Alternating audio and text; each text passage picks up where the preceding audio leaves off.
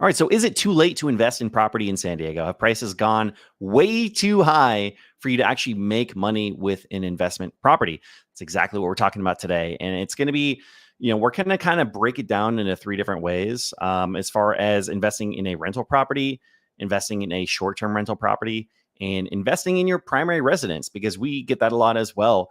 If you want to buy a house to be your primary residence, you want it to be a good investment. So we're going to talk about all three of those topics. My name is Dan Parker with Best Life Home Team, and I am joined by my good friend and agent partner, Andrew Falkiewicz. How you doing today, sir? I'm good. How are you? Thanks for having me. Absolutely, man. Yeah, doing really, really good.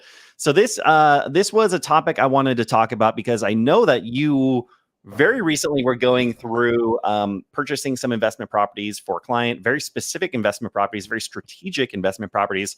And I know that we're going to kind of get into kind of the mindset of how he was utilizing his money to get the most at the end of the day. And I think it's going to be a tremendous amount of value for people.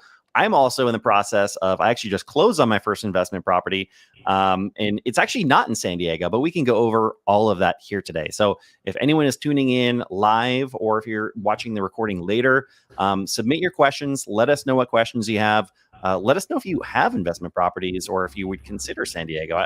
We would like to have some information, but also get some good questions from you guys as well. So how's all that sound to you, Andrew? Fantastic. and congrats on closing on your first. That's a big accomplishment. Yeah. Even if it's not in San Diego, it's a very short drive to get away to one of the special places that are in driving distance from us. That's right. So what we're going to start with here is I'm going to give you guys some background on San Diego versus the rest of the country. So if you're looking to invest in property, you don't necessarily have to invest in your backyard if you live in San Diego, if you live somewhere else. So if you're looking at San Diego as a whole, we have a population of 3.33 million, which I should have the number in front of me. I think the population of San Diego County is bigger than the population of 22 states, which is just absolutely mind-boggling to me. I mean, the Montana, the entire state of Montana has just over 1 million residents, and county has 3.33 million residents. I did not know that. That's wild. Isn't that wild? Get a little bit more space out there. Yeah. So you can, hopefully you guys can see, that's why there's a lot of demand here. There's a lot of demand, and this is why prices have gone up. So does that mean that you can still afford it, or does it make sense for investment property? That's what we're going to talk about. So 3.33 million people here in San Diego County. The median home is $820 in San Diego, and you can break that down in family homes, 873,000 versus attached properties are 710,000. But the median home in the U.S. is 325. So when you're looking at investing in a property in San Diego versus somewhere else, of course, you're going to pay significantly more money, double, triple, quadruple compared to some places. But, at the same time, if you look at that, appreciation in San Diego in general was 20% over the last 12 months, just over 20% over the last 12 months. And it continues to rise. So that is another aspect of it, is can you actually make as much money in other places that you can in San Diego? So yeah, it's really, really interesting to look at all these numbers and just think off the top of your head, like how could you make it work when these prices are so high? All right, so let's see here.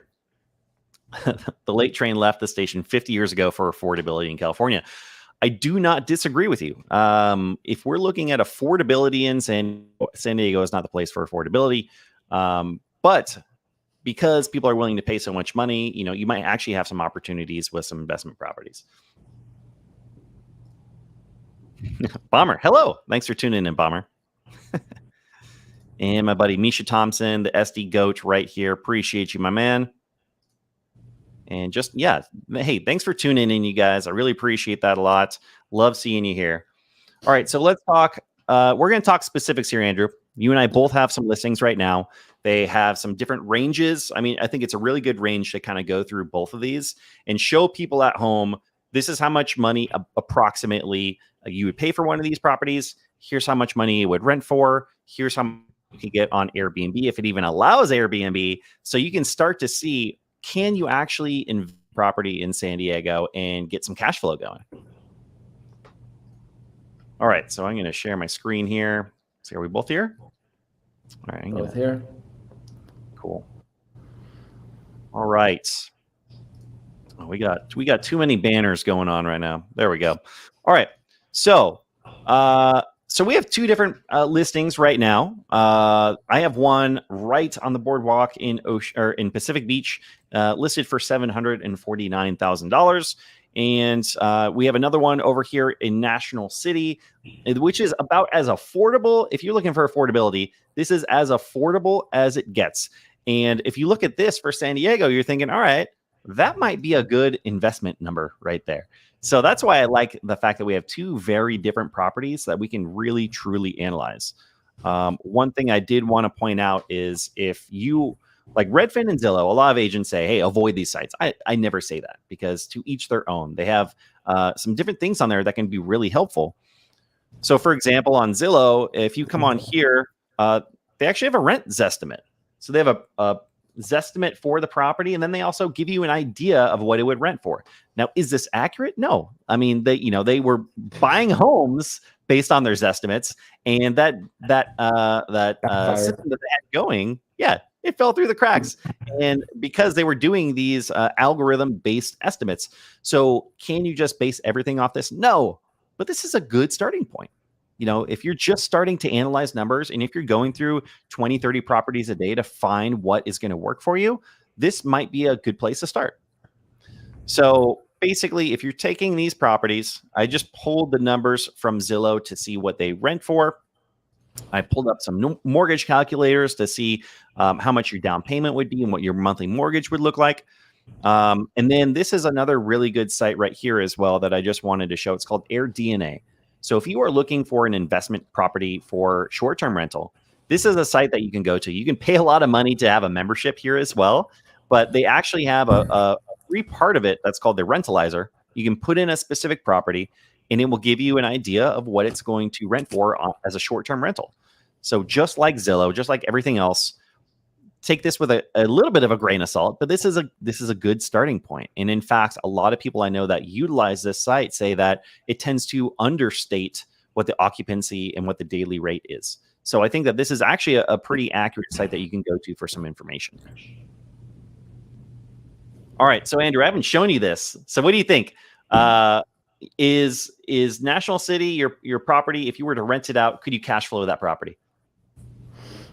That's a loaded question. I mean, it depends on how much you put down, but yeah, I think in the sense that it's a great investment or just a first-time buyer. Cash flow, so for example, as you said, Airbnb, so they have a 6-month minimum rental. So not an Airbnb, but for someone that's looking to buy a place and live in it and start paying themselves every month instead of, paying someone else's mortgage, maybe not initially, but eventually, yeah, I think it'd have some cash flow, especially obviously when it's paid off. But I think it's such a manageable monthly payment that it's kind of the only place to get in under 300. And I mean, you're 10 minutes to downtown, so it's yeah, you could cash flow. It's not going to be a major cash flow. Obviously, the bigger the place, the bigger the amount down, but also in the long run, the more of an investment. Once that mortgage is paid off, which is the ultimate goal, then that monthly number is a lot higher when you're collecting rent from somewhere that's 2 or 3 million versus 300,000. Yeah, no, that's. But you could have multiple. I found out that this building is kind of full. There's about 4 or 5 people that have 6 units in there. 6. So I mean, there's probably 30% of the buildings owned by 6 or 7 people that have them as investments and as rentals. So, and they're doing bought them a while ago. But you're totally right. And for both of these properties, if you actually look at what the HOA allows and what they don't allow, for the Ocean Boulevard property, 30-day minimum. So like if we're talking short-term rentals, it's not feasible. And I believe it's the same for your complex. Is that right? Yeah, we have a 6-month actually. Oh, wow. Okay. Yeah. So actually be extended. Yes. So here's what I'm showing on here, you guys. Here's why I'm pulling up, what a lot of people see as a boring spreadsheet. You have these list prices. So, or, I'm going to say the more than likely sale price, because yours is actually listed a little bit below this. I don't know what you accepted an offer at because I don't want to give it away, but I'm going to say that it was probably priced a little bit low. But if you look at both of these, for 750,000, a 20% down payment. You're looking at a down payment of $150,000 out of pocket and a mortgage of $3,600. For this National City property, you're looking at a down payment of $60,000 and a mortgage payment of around $1,500. These are all just estimates, but they're going to be pretty darn close. And then if you're looking at what you can get for rent, it's going to be, fairly close. So for this Pacific Beach property, you're looking at a loss of $600 a month if you're putting 20% down. And you're looking at potentially a really small profit of around, a little less than $100 a month on your property, just based on these basic numbers. Yep. I will say that this is pretty unique in San Diego, that if you're going to run numbers, that you see that there is any sort of profit by putting 20% down and actually cash flowing a property. Would you agree on that, Andrew? Yes, that was one of the things that we ran into on my most recent transaction was the cash flow. So yeah, it's a lot more rare than I think most people realize. There's a lot of things that go into an investor's game plan when they're picking properties, and based on the purchase price and how much they can rent it for. Everyone's got a number, and it's $100 is not much, but it means you're, if nothing else, breaking even and a little bit extra to go into a fund or pay off the mortgage quicker. So yeah, absolutely. So yeah, it makes it difficult to cash flow here if you're only putting 20% down. And that's one of the big sticking points of this is if you're looking for a property that is at market value, you're putting 20% down, actually cash flowing on that investment is going to be tough. But you do have other options as well. One of those other options, if it is allowed in your complex or for the single family home, usually it's the HOAs that tend to have the restrictions. So these are questions that you have to ask. But if you're looking at what you could get for these properties for Airbnb, you're going from a $3,000 a month rent estimate to almost double that at $5,200 a month by doing a short-term rental. And for this National City condo, you're looking at going from $1,600 to $2,300. So quite a significant jump up. And this is why people are so excited about Airbnb. This is why people want to have their short-term rentals. Now, keep in mind, there are some caveats to that as well. So there's going to be a little bit more risk involved with an Airbnb. What if rules and regulations change to where you cannot have an Airbnb in that property anymore? Well, you better hope that it's a good place to rent as well. And then you have more management involved, a lot more management involved, more people coming in and out, more opportunity for things to break and things to be worn out. You have to fully furnish that property as well. So yes, you absolutely can make a lot more money by utilizing it as a short-term rental, but there are more restrictions and there are more risks involved with that. With risk comes reward, though. That's what they say, right? The opportunity for reward or opportunity. The opportunity, yeah, absolutely. There is the risk, there is the what if. Now, obviously, I just wanted to state on here, there are other costs involved with these, right? So if you have a single family home, you have to worry about the roof getting worn out or, again, damage happening to a property. There are management fees, which for short-term rentals can be 20, 30%. I mean, pretty dang significant. And for regular rentals, somewhere around 10% or something like that is pretty normal. So you're looking at some pretty significant other costs that could be associated in here as well. And then the other thing that we wanted to talk about, Andrew, is the appreciation. So how do you add that into this whole, algorithm that we're building here? What's that? Appreciation? Yeah, as far as, okay, so we're just talking about how much money you would make based on what you pay for the property today. But what about the appreciation on that property?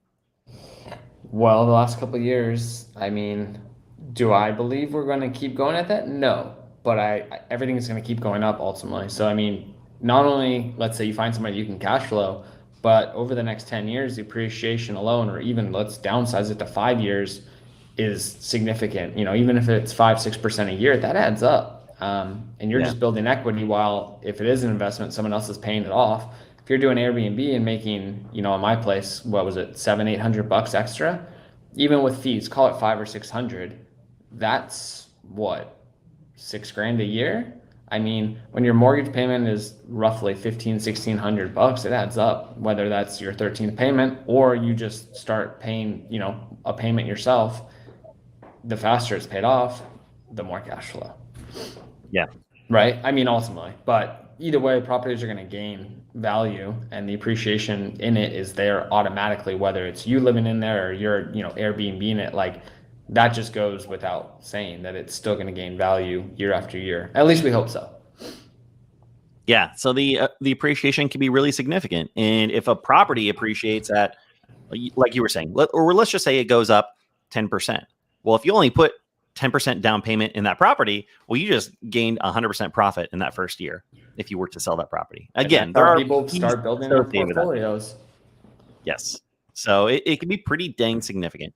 Now, one other thing to share, and this, guys, this is new to me. I knew that this was coming, but this just popped up February 1st, 2022. So I haven't had time to go through all this yet, but I'm excited to, and I'm definitely going to do a whole video on this. So we're looking at short-term rentals in San Diego. I knew that there were new rules coming out, but basically what this is saying is if you have a single family property or a property in San Diego that is just for a rental and you aren't actually living in it, there are going to be some pretty major restrictions. They're trying to limit the amount of short-term rentals in San Diego because there isn't a lot of housing and it's hard for people to purchase properties. And this is happening everywhere. I can tell you it's happening all over the place. But this is really interesting. Have you looked at any of this yet, Andrew? No, but it's probably not happening in Montana. Probably anywhere that, there's sunshine, but probably not Montana. Yes. Yeah. No, I haven't looked at it. I know that's been a big thing. I know it's been a huge thing because all these neighborhoods, not only is it, for the sake that people can't find rentals, or let's look at, the buying market right now is wild, but also just for neighborhoods that have these big houses that are getting rented out. For people that have lived there for years, or, like I live in Mission Hills and there's a couple of these huge, they're not even estates, but they're giant enough that 30, 40 people will rent them out and have these parties. And it's become a humongous neighborhood issue. So I think that's half the battle right there, especially for places like Mission Hills, or PB has a huge thing against it. So I think, I don't know. I don't know if it's going to go away. I do think a little bit of cracking down on it is not the worst idea, but who am I to say? No, I agree with you a lot on those points for sure. So basically, there's definitely pros and cons. So yeah, and we work with primarily people trying to live in San Diego as opposed to buy an investment property. But so for those people, it's going to be better if there are less short-term rentals. So basically, what this is saying, and what's really interesting to me, is they basically segment out one section of San Diego for short-term rentals.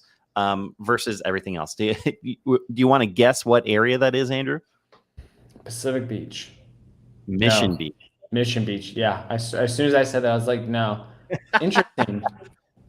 Which is, so Mission Beach, is almost it's part become, of Pacific every Beach. Other house has a short-term rental like sign on it, or a management company that does short-term, and it shows the bedrooms and how many people it can hold. So no, that doesn't surprise me, but that's crazy. So for anyone that's not super familiar with San Diego, this is San Diego from zoomed out. And if you zoom in, Mission Beach is basically just this peninsula right here, which is basically nothing but duplexes that are short-term rentals. So if you're looking to stay in San Diego over the summer and rent out a house for a week, this is where a lot of people go. And it's a great place to be for that. So I think they're trying to keep this separate because it just really has become this kind of short-term rental area, and they would have to stop a lot of short-term rentals if they were to have these all of these things go into effect there as well. But basically what they're saying is the number of licenses issued in San Diego will not exceed 1% of the homes. That's wild. Yeah, I don't know if someone's like, that's it. Like, that's a lot of houses. That's a lot of cutback. Yeah, that's a lot of listings. So again, I'm going to have to analyze this a little bit further. I'm going to do a whole video on this. I can guarantee you right now, because I do not know what percentage of homes are Airbnbs right now. So if it is higher or lower than that 1%, but I'm really interested to find out. So you definitely want to make sure that you are up on all of this information before purchasing a property with the intention of making it a short-term rental. Yeah, that's definitely going to change some things. And like I said, I definitely understand it. I'm a fan of, these homes actually not just being short terms. Like I think either duplexes but at the same time, like you can't expect people to live somewhere and then just once a week or whatever get out and part time because they're probably going to go Airbnb a house somewhere else, whether it's in the mountains or in the desert. Like they're basically just doing house swaps. So, Sure. but it also brings people to San Diego and gives them, because let's be honest, the traveling with families or with a family is a lot easier to stay in a house than a hotel. And also at the same time, it's these crazy bachelor parties or people that are here for 4-day weekends, and Mission Beach is literally just a boardwalk separated between water, and you're max 3 blocks, Two rows of homes. and then you're on the bay side, and there's all the restaurants. You can walk everywhere, and they have little alley walkways, and you're just at the beach. I mean, it's amazing. It's beautiful. It definitely is a place to stay, but it's definitely been a little outnumbered with these short-term beach rentals because they're making a fortune. Yep. I'm a local and I would still consider renting a house in Mission Beach. It just sounds fun. Oh, I've talked about it before. I've a couple friends that want to come from out of town, and I was like, dude, let's just rent like a huge one of those big ones, like right on the boardwalk that are a couple grand a night, but just to experience it. They have fire pits outside. You get to hear the ocean just to do it. And then just kind of have that 4-day fun and then go back to reality, because I don't think I could do that much longer. So, but yeah, I mean, it's a great place to be. Middle of summer, that place is wild all the time. You're literally stand in the doorway. Especially not having to drive over there. That's one of the keys, because try and find parking over there. As long as the place comes with parking, I'm good, because in the summer it's kind of like Coronado. You don't really drive anywhere. You bike or golf cart. So. Mm-hmm. Well, Andrew, my friend Misha Thompson has the loaded question of the night, so I'm going to have you answer it. So what would a 1,500 square foot home cost me out there? And he is in Warner Robins, Georgia. And what would be the average rent for something like that? Is that not the most loaded question? There's so many different parts of San Diego. I want to ask a question on a question, though, because I've been looking at Savannah, Georgia, and I'm like, so how much would what you just said be there? Although I am very familiar with what it would be. The crazy thing about that question is it's so loaded that every zip code is going to be different. Yes. And significantly different. And all it comes down to is your proximity to that big Pacific Ocean.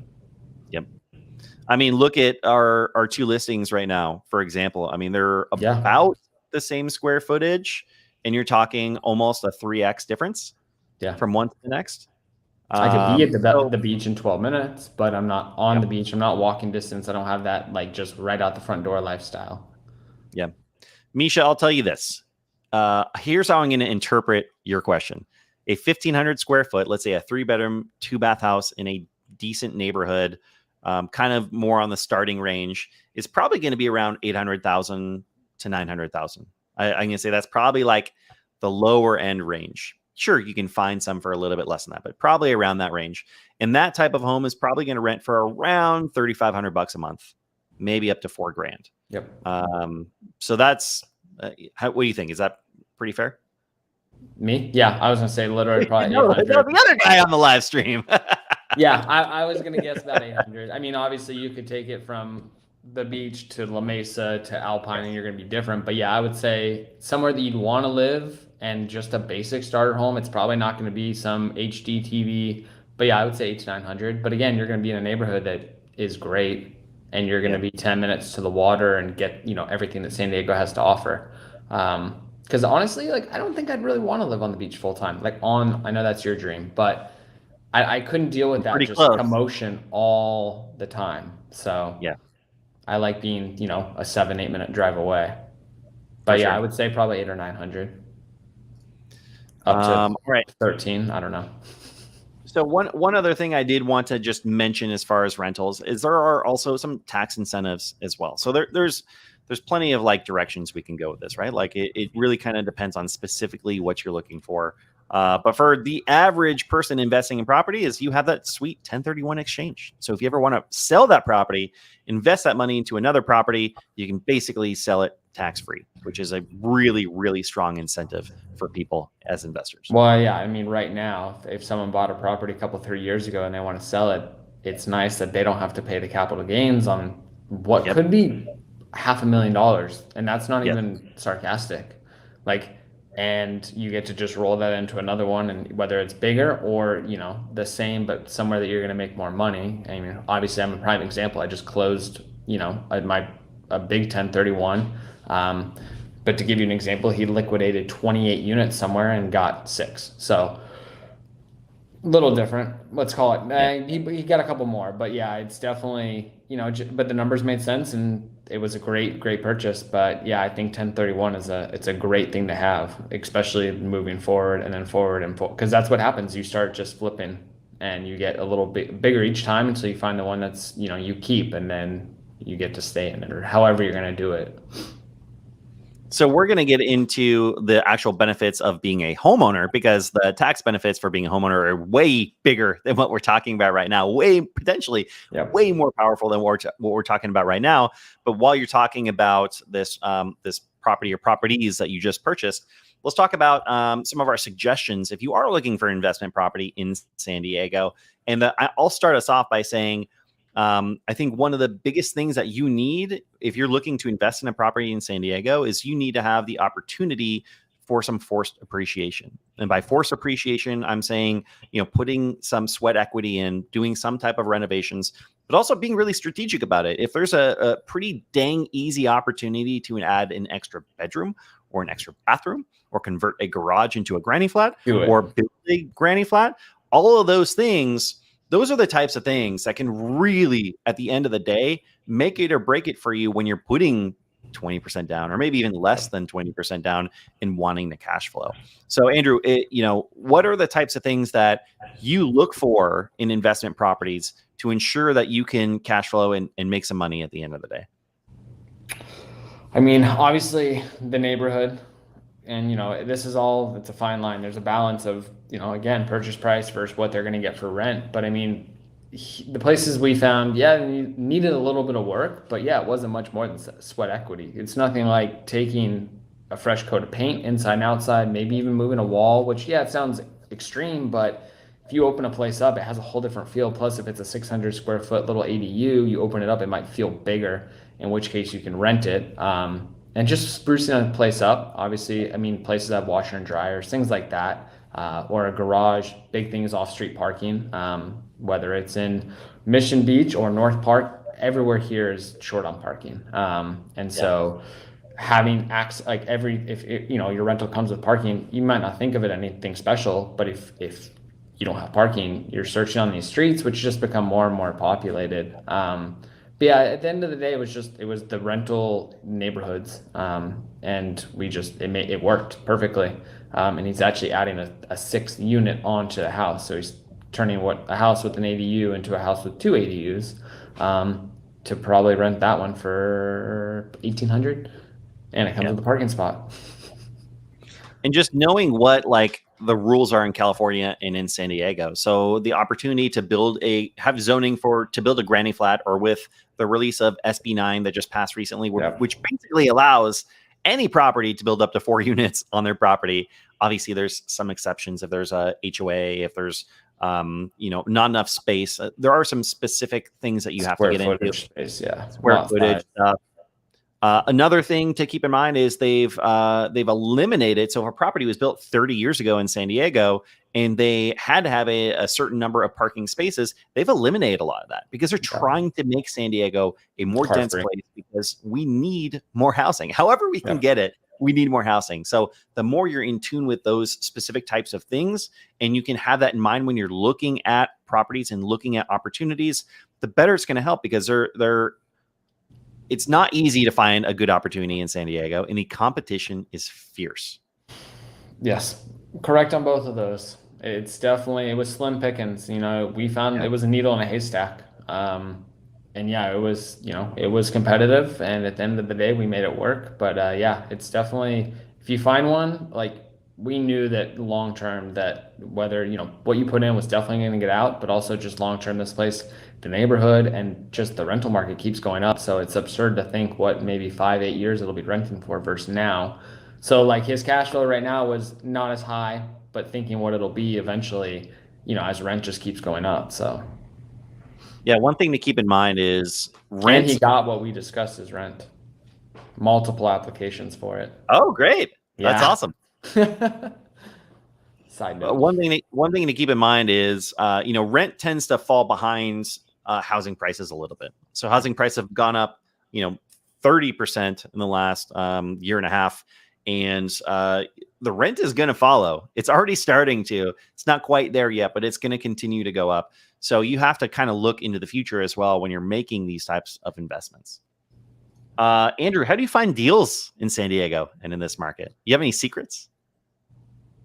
Well, it wouldn't be a secret, would it? This is the second loaded question of the night.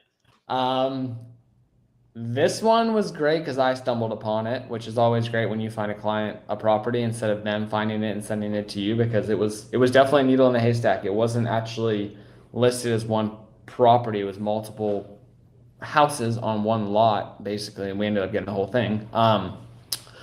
But I mean, right now, I think more than ever, it's kind of who you know, because although pocket listings aren't really legal anymore, the coming soon status has basically given everyone free range to start throwing their, casting their hook in there. And it gets people people come in really heavy. I mean, for example, my listing, I went coming soon and I had an overpriced cash offer in 12 hours. Did we accept it? No, but and we had a couple more before we went active. It's definitely competitive. I think it's, whether it's being part of a couple groups like to have off market or people that know of coming soons, because you see a house go on the market and you're like, God, I should have thought about knocking on the door. And then literally it closes, and 30 to 60 days later, you see the same thing. You see a sign out 3 doors down, because people are now selling because they don't realize how much, growth or equity, or they've just decided they're moving. But it's definitely, if you have the privilege of knowing about it before, especially for our client, that you know what they're looking for and you can at least, look around. That's kind of, because once it hits the market, I mean, we went and saw a property on Saturday and had 35 offers in 36 hours. So to save fears, went over 40. I know what property you're talking about. It went over 40. Yeah, well, we, as an investment, or but you know what? Back to what you were saying, as an investment, everything is an investment. Doesn't matter if you buy the property and you live in it. Like, it's an investment because you're paying yourself. Like, it's an investment to own, I think, a property right now, right here, forever. So whether it doesn't have any cash flow, at least if nothing else, it's owning something here, which is a lot better than renting, because it's 30 years, 20 years, however fast, but like one day it's all yours. So, well, that's a transition into personal property. But right before we do, and comments that came in, Misha Thompson said average price right now in Warner Robins is between $135,000 and $178,000, which would rent out for $1,400 to $900. May I just say real quick, the fact that your market is such that you would end the price an 8 instead of up to the next 0 is like mind-boggling to me, because our prices are so far beyond that. Like, having 178, why isn't it just 180, Misha? That seems crazy to me. Appreciate you, Misha. All right, hugs and kisses, a lot of XOs. Would you destroy the neighborhood with multiple ADUs on a single property? Now, and that's a great question, and this is what, there's a term. Battle. The NIMBYs, the not in my backyard. That's the battle with the NIMBYs, saying, they don't want change. Obviously, Andrew and I, we're biased. We're real estate agents here in San Diego. We are biased. I would love there to be more opportunities for people to purchase homes. At the same time, I get where it's coming from. I mean, if you just bought your dream home and you love it, and then all of a sudden next door, instead of having a single family home, they built a little complex of 4 units, I wouldn't be super happy about that, especially if they're renting it out as short-term rentals and all sorts of random things. So I completely get where that's coming from, and there has to be some type of balance. I think it's unlikely to think that properties, there's going to be a lot of properties that build 4 units on their property. I think it's going to be pretty unlikely. I think that at least a granny flat is totally acceptable. Once it starts getting past that, I mean, I don't know, but we haven't really seen it very much yet because SB9 is so new. What do you think, Andrew? I would agree. We haven't, I mean, maybe having this conversation in a couple of years, yeah, it's definitely hard. I mean, yeah, you buy this beautiful home, you had a, single family next to you, and next thing you know, they tear it down and they build even a duplex, or like a Billy box, which is what goes on in Coronado. And next thing you know, and if it's short term, it's like now you've got people in and out, the parking situation, the noise, when you originally thought you had, this family with kids next door. And also, I think a lot of people think that decreases or changes the value in their home, which ultimately it doesn't. And like you said, I don't think people are going to build 4 properties. There will be, sure enough. Yeah. But I think it'll be appropriately placed in the sense that I don't think those are going to be just weaseled between these, $1 million homes or bigger homes. But I would agree. I think an ADU is a great thing to have, especially, I mean, if you live there and you have it, whether you're actually renting it out or you have it for friends, family, whatever. And I don't think that's any sort of disruption to someone's, view or just overcrowding kind of that space. I think if it's done tastefully, it can be done really well, and you can add, 500-600 square foot living space that now you're living there and getting to rent it out, which obviously I know we're going to talk about, but I think that's the best combo. And I just wanted to pull this back up just to say, we're talking about adding a granny flat or an ADU, accessory dwelling unit. We're talking about building a second unit in the back of your property. And really, if you're building that from the ground up, Misha, those prices for your 1,500 square foot home, that's probably how much it would cost to build a 900 square foot ADU from the ground up on an existing property. So that's just, it's wild to think that that's the prices that you're paying out there. Andrew, do you remember, what did I say is cooperative? I don't remember. Do you know what Hugs and Kisses is referring to here? No. What did you mean as cooperative? I can't We'll find out. Hugs and Kisses. Let us know what we're talking about there. Not a NIMBY, but there is a sober living. Yeah, I agree. I mean, you don't have to be a NIMBY to look at a neighbor putting up multiple units and having a bunch of cars, 11 cars on your corner house. Yeah. That doesn't sound appealing to a lot of people. So that's totally understandable. All right, Andrew, let's get into purchasing a house and looking at it as an investment. So first of all, my question is it actually an investment if you're going to be living in a house? Yep. That's a simple response. I mean, you save money, right? Like the whole point of but you save money. So at the end of the day, or let's say literally at the end of the month, you're paying a mortgage instead of paying rent, which ultimately you're paying yourself. So I think I mean, it's not your typical investment. People think of it as investment as something that's literally just profiting, has cash flow. But I still have to think that if you have the means to buy a property solely just to live in it, one, your money as a down payment is now in the property, but like if you sell it, you get that back. Plus you get however many months or years of mortgage payments back. And if it's in this market and you buy a house for 500 and sell it in 5 years for 750, that couple hundred you made plus your 5 years of mortgage is coming back to you. So I think it's, a great return. So there's a lot of ways to look at this. I've always thought of it as an investment. I was listening to an audiobook from a financial planner that basically made his point that he believes your primary residence is not an investment. And really in the terms of if you're looking to spend your money and you're putting it in your primary residence and you're never going to leave that house, or you're going to sell it at some point, but you aren't really taking into account how much money you've put into that house. You're just looking at how much you end up making off of it versus how much you spent on it. There are some, there's some valid points in there.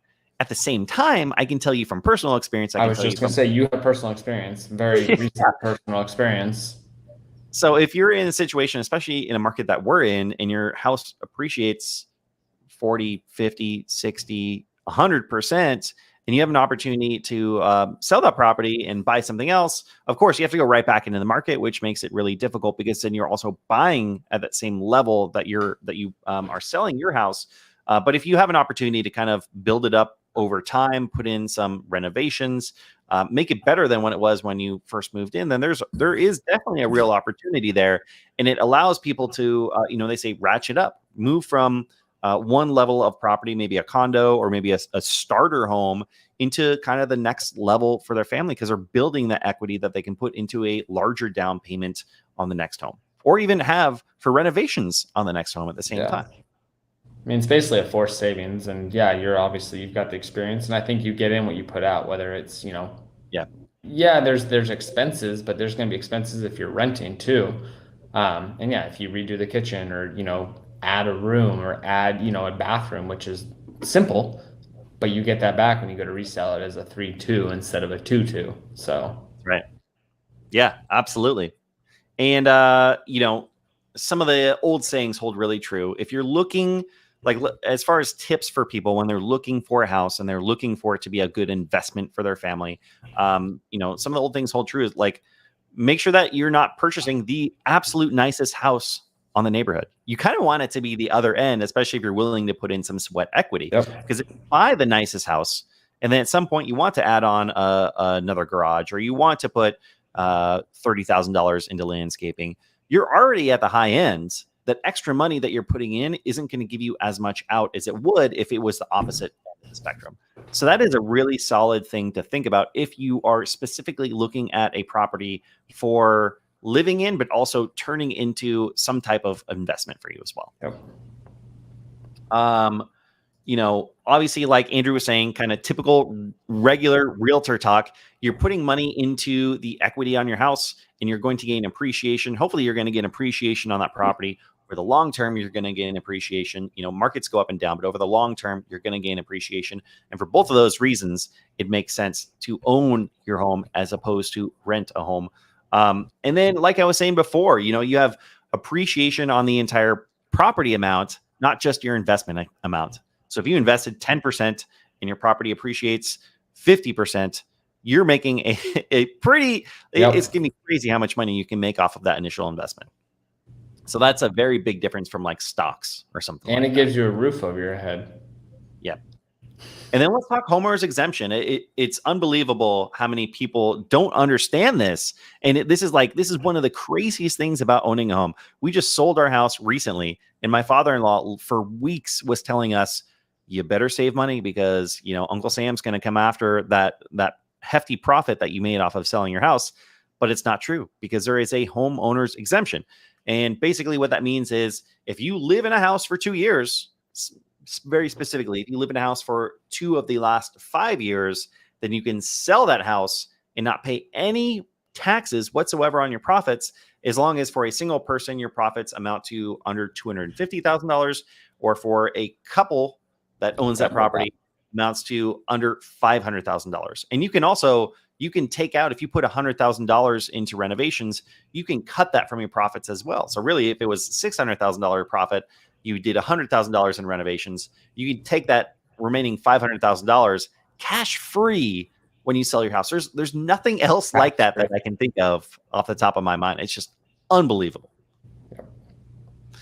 Okay. And let's see. Yeah, then you also have the opportunity. So if you're looking for a property as an investment, this is what I get a lot is people are thinking, and this is what I thought when we first bought our house, purchase a house, live in it for a couple of years, and then have the opportunity to buy a second house, hold on to that first house, and start to rent it out. So I think that is also a very, very solid opportunity. Yep, that's the way to do it. I mean, that's how you're supposed to start, right? Yep. If you have the means to hold on to it, because then, and if you do it again, all of a sudden now you have 2 or 3 properties, you're good to go for a little while. Yeah. All right, let's see what other questions we have here. Misha, I'm not moving there anytime soon, but I do want to come visit, my friend. All right. He also says you invest in you and your family, and you build equity, which you invest when you bought it, and that's absolutely true. Yeah, there are plenty of benefits when buying a house. I think a lot of it depends on your mentality about buying the house. If you're thinking, all right, well, I'm just putting money away for retirement. Well, if you still need to live in a house in that area, it's going to be kind of hard to pull money out of that unless you're doing a reverse mortgage or something like that. But yes, there are plenty of tax benefits. There are plenty of benefits that you can actually pull money out of that house. So yeah, I completely agree with you. Still consider Escondido a bad investment? No, I do not think Escondido is a bad investment. I think there are specific parts of Escondido that are better than others. I think there are some really fantastic sections of Escondido. Do you, Andrew? You don't usually go up to Escondido too much. Nope, but I agree. I mean, not every city has, the good and the bad, but I think Escondido has some opportunity. Yep. Hugs and kisses. You are welcome. Andrew, let's get into kind of final thoughts. So if you were looking for an investment property in San Diego, where would you look? Oh, jeez. I mean, I still think so. I mean, kind of, you didn't go over it, but I think owner occupied. Like, I would love to find a duplex. Yes. I'm sure people are familiar, but then you can live in it and rent out the other one, and it means you don't have to put as much down, which means House hacking. huh? House hacking. Yeah, exactly. I mean, and it's, and then you have someone now paying rent, which means they're helping you pay your mortgage. And with this rental market, there's a good chance that you can get a decent chunk of it paid. So I think it's a really helpful technique. But as far as where, I still think there's some areas like City Heights, Normal Heights, kind of that triangular between the 805 and 15 that have a ways to go, but ultimately they're going to hit it. I mean, look at like Golden Hills. I've got friends that have a couple Airbnbs in Barrio Logan. So like during the summer, you think of convention centers, and there's some cool areas, but to be the proximity to Petco Park in downtown, I think is huge. And I think ultimately long term, it'll spread out even further. So those properties have value to gain still. Yeah. I think I think there's plenty of opportunity in those areas. I'm gonna make this real simple and just say that the areas that make the most sense for opportunity is going to be around major schools, around military bases. There's a lot of military bases in San Diego, anywhere along the coast. It is kind of hard to go wrong in San Diego. I can be very honest, because there's so many people here and so few places to live. That goes for rentals, that goes for purchasing houses as well. Yeah. Those are some good kind of rule of thumbs to go to. I can tell you the areas that I've seen the most appreciation in the last 12 months are the areas with the best high schools. And we can't really get into too much about what areas have the best high schools, which is just something that we can't say because we're in real estate and fair housing laws and all this good stuff. But if you go on to Redfin, they actually do a really good job of showing you school ratings because they're connected with greatschools.org. And that's a great place to look at for schools. All right. Let's see. What else? What else haven't we covered, Andrew? What else do you want to cover? I helped, I mean, speaking of investment, I helped one of my another closing was, they bought a 3-bed, 2-bath, and it had an ADU. Basically, the property ran kind of down the lot, and they had a 1-bedroom, 1-bath with its own backyard, washer and dryer, and parking. And she never saw the tenant. They basically, they lived underneath, but they had their own walkway and stuff. I think that's the way to kind of go about it. Plus, you can Airbnb it personally. You don't have to use a company. I think ultimately they'll get rid of them. But I think in the meantime, if you can Airbnb a place, you might as well, because you might as well make that extra amount that you can while it lasts. And then, then you can do 6-month or 12-month leases and get someone in there. And I think things will settle down. But I think having a place, whether it's a little ADU, you can rent anything nowadays. So I feel like the investment standpoint is pretty broad, because you can literally live in a house and have a little studio attached that you can rent, or you can own 6 units, all of them short-term or long-term rentals. But it's just a matter of location and price. Yeah, and going back to kind of the new rules in San Diego. So if you're looking at renting out a bedroom, if you're looking at renting out a granny flat or ADU on your property, that would put you into tier 2, which is home sharing, which does not put you in this 1% rule. So it actually protects you from a lot of these new restrictions for short-term rentals. And like Andrew said, you can avoid a potential 30% fee Jeez. on your bookings for management. So that is a huge hack and a great opportunity for someone looking to get their foot in the door for an investment property. Yep. All right. So the last thing I want to ask you, Andrew, if you were to buy an investment property today, would you buy it in San Diego or would you buy it somewhere else? I mean, yes, San Diego, absolutely. I mean, if we've got the means to, yeah, absolutely. I think there's definitely other areas, but if we're buying one, I think San Diego is a great place to have an investment. I mean, people I are think moving here every day, whether it's long term or just short term or just visiting. I think having a place here, since we have such a shortage on our housing market, whether it's rental, purchase, or Airbnbs, it's a great place to have one. I think it's safe to say that even if nationally the market, the housing market starts to decline or flatten out, that San Diego is going to continue to go up. I really truly believe that because I know I'm working with so many people that are moving here from other places. There's more tech jobs coming to San Diego. There's more opportunity for people to work remote. And why not live in sunny San Diego? I mean, if you have the opportunity to live anywhere, San Diego has to be near the top of most people's list, I would have to imagine. I hope so. I especially for what you're saying, like house hacking, if you can make that happen in San Diego, it's not going to be a cheap price point. It's going to very likely be over $1 million. But if you can carry that extra investment to get that cash flow and get an opportunity for you to start to make some money and start to build, pay down your own equity for the place that you're living in, as well as your investment property, that's a huge win. Also, like I was saying before, if you're a savvy investor that is not afraid of some forced appreciation, some renovations, adding an extra bedroom, adding a granny flat, turning a garage into an ADU, all those things you have tons of potential in San Diego. And even flipping properties, you have a ton of potential in San Diego. However, the caveat of that I will say is it's really difficult to find something on the MLS at market value that is going to make sense to flip. It's tough. You can do it, but most of the people that are having a ton of success flipping homes in San Diego, they're finding these homes off market. They're being in the right place at the right time. They're putting out a bunch of mailers. They're knocking on doors. They're doing a lot of legwork to get these homes at a cheaper value than what market value is. Yep. I can also say that I am buying a investment property right now, and it's actually in Joshua Tree. So it's about 2.5 hours away. And it's because we really want a short-term rental property, and the regulations are way more relaxed out there. So that is where we are buying our first investment property. But absolutely.